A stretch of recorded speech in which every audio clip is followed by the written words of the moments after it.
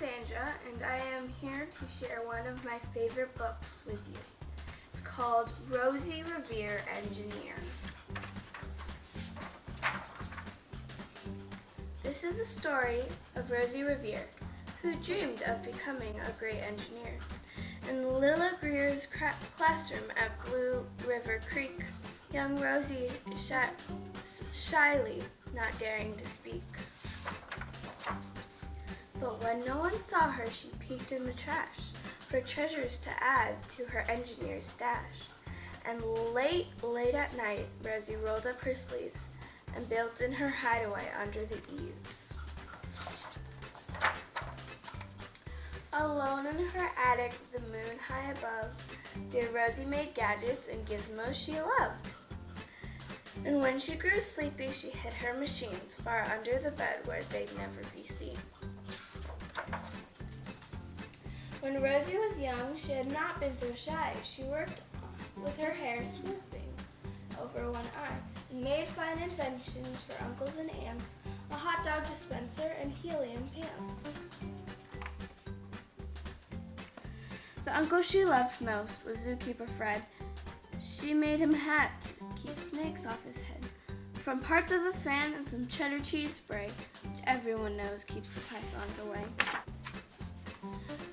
And when it was finished, young Rosie was proud, but Fred slapped his knee and he chuckled out loud. He laughed till he wheezed, and his eyes filled with tears, to all the horror of Rosie Revere, who stood there embarrassed, perplexed, and dismayed. She looked at the cheese hat and then looked away. "I love it," Fred hooted. "Oh, truly, I do." But Rosie Revere knew that could not be true. She stuck the cheese hat on the back of her shelf, and after that day, she kept her dreams to herself. And that's how it went until one autumn day. Her oldest relation showed up for a stay. Her great Aunt Rose was a true dynamo who'd worked on building airplanes a long time ago. She told Rosie of tales of the things she had done and goals she had checked off her list one by one. She gave a sad smile as she looked to the sky. "The only thrill left on my list is to fly.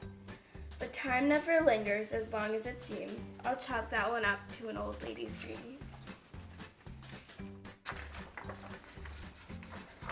That night, as Rosie lay wide-eyed in bed, a daring idea crept into her head. Could she build a gizmo to help her aunt fly? She looked at the cheese hat and said, "No, not I. With questions are tricky, and some hold on tight." And this one kept Rosie awake through the night. So when dawn approached and red streaks lit the sky, young Rosie knew just how to make her aunt fly.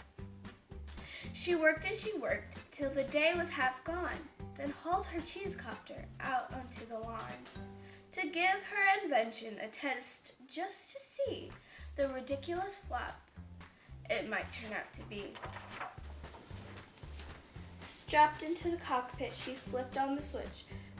The helio cheese copter spud and twitched. It floated for a moment and whirled round and round, then froze for a heartbeat and crashed to the ground.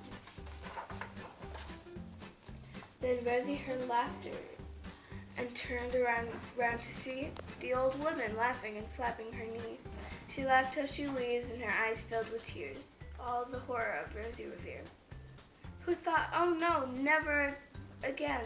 I will try to build something to sputter and spin, or build with a lever, a switch, or a gear, and never will I be a great engineer." She turned around to leave, but then great Aunt Rose grabbed hold of young Rosie and pulled her in close. She hugged her and kissed her and started to cry. "You did it! Hooray! It's a perfect first try. This great flop is over. It's time for the next." Young Rosie was baffled, embarrassed, perplexed. "I failed," said dear Rosie. "It's just made of trash. Didn't you see it? The cheese copter crashed." "Yes," said her great aunt, "it crashed. That is true. But first it did just what it needed to do. Before it crashed, Rosie, before that, it flew."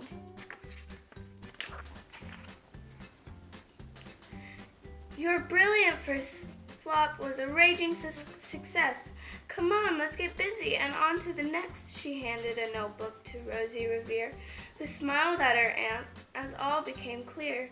Life may have its failures, but this was not it. The only true failure can come if you quit. They worked till the sun sneaked away to its bed. Aunt Rose tied her headscarf around Rosie's head and sent her to sleep with a smile ear to ear, to dream the bold dreams of a great engineer. At Blue River Creek, all the kids in grade 2 build gizmos and gadgets and doohickeys too. With each perfect failure, they stand and cheer, but none quite as proudly as Rosie Revere. The end. Thank you for joining us. Bye.